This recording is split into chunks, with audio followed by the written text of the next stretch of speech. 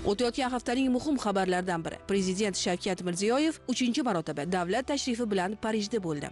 Biz iste'mol qilayotgan oziq-ovqat mahsulotlari tabiiymi? Poytaxtda GMO va mahsulotlarning haqiqiyligi bo'yicha xulosa beradigan laboratoriya akkreditatsiyadan o'tkazildi. GMO mahsulotlari go'shtli narsalarga qo'shilish mumkin emas. Muxbirimiz onlayn savdo haqida yurtdoshlarimizning fikri bilan qiziqdi. Qulayligi 100 gacha yetkazib beradi. Xalqaro iqtisodiyot Tesla kompaniyasi aksiyalarida yo'qotishlar kuzatilmoqda. Iqtisodiy dayjest respublikada tashabbusli budjetga ovoz berish boshlandi. Iqtisodiy reyting qaysi hududda xorijiy kapital ishtirokidagi korxonalar soni ko'p. Shu va boshqa iqtisodiy xabarlar sizga qiziqmi? Unda dasturimizni kuzatishda davom eting.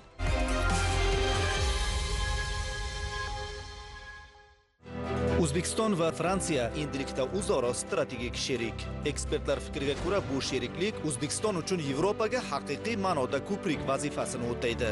Fransiya uchun ham O'zbekiston juda muhim. Sababi mamlakatning iqtisodiy o'sishi yiliga o'rtacha 6% atrofida bo'lib, demografiya juda tez yuqorilamoqda.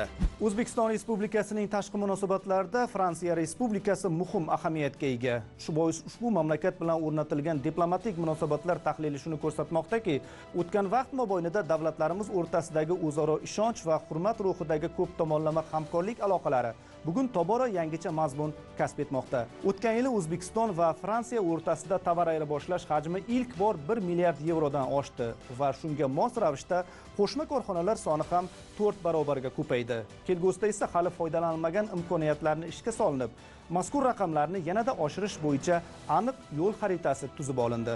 Hozirda mamlakatimizda Fransiyaning 50 ga yaqin kompaniyasi faoliyat yuritmoqda. Xulosa qilib aytganda, ushbu hamkorlik iqtisodiy jihatdan ham muhim. Ikki tomonlama kelishuvlarga ko'ra mineral xomashyo resurslarini birgalikda qazib olish, qayta ishlash, energetika, infratuzilmani rivojlantirish, transport, logistika va boshqa tarmoqlarda umumiy qiymati 6,5 milliard yevrolik qo'shma loyihalarni ilgari surishga oid Fransiya kompaniyalari bilan kooperatsiya loyihalarini amalga oshirishni nazarda tutuvchi hamkorlik dasturiga start berilishi har ikki davlat uchun ham teng manfaatli hamkorlikni ta'minlaydi. Bu esa o'tgan yili ilk bor qariyb 1 milliard 100 million yevroga yetgan. 2023-yilga nisbatan 14% ga ko'p o'zaro tovar ayirboshlash hajmini hamda 4 barobar ko'paygan qo'shma korxonalar sonini kelgusida yanada oshirish uchun kafolat aslida. Masalan, birgina 2024-yilning o'zida O'zbekistondan Fransiyaga eksport hajmi qariyb 2 barobarga ortib, 800 million yevroni tashkil etganligi ham o'zaro iqtisodiy munosabatlarning kengayayotganligidan so'zlaydi. Bu uchrashuvdan asosiy maqsad energetika sohasidagi rivojlanish bo'ldi. Bundan tashqari transport, logistika, barcha sohalarni Fransiya bilan integratsiya qilish. Xorijiy tajriba bizda hozirgi eng kerakli bo'lgan sohalardan biri hisoblanadi. Ya'ni xorijiy tajriba orqali biz yangi texnologiyalarga erishamiz. Ularni takomillashtirish va fundament tashkil qilish uchun, ya'ni ilmiy fundament, Fransiya va O'zbekiston orasida yangi universitet, O'zbekiston-Fransiya universiteti tashkil qilish yo'lga qo'yiladi. Bunda 5000 ta talaba tahsil oladi.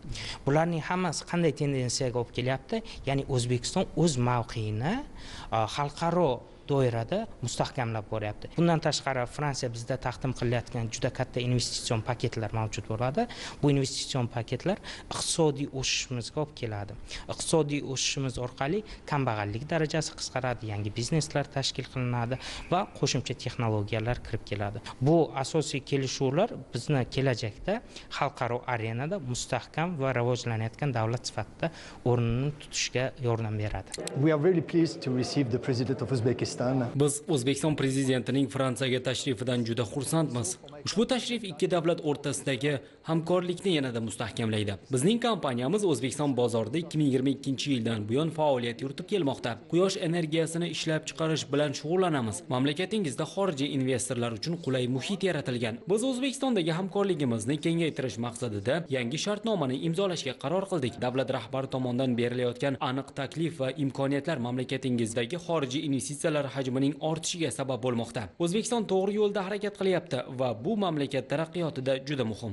Umuman qo'shma loyihalar portfeli 12 milliard yevrodan ziyodni tashkil etmoqda. Bu ham albatta jahon tendensiyalariga mos keladigan loyihalarni kelgusida birgalikda amalga oshirilishiga zamin yaratadi.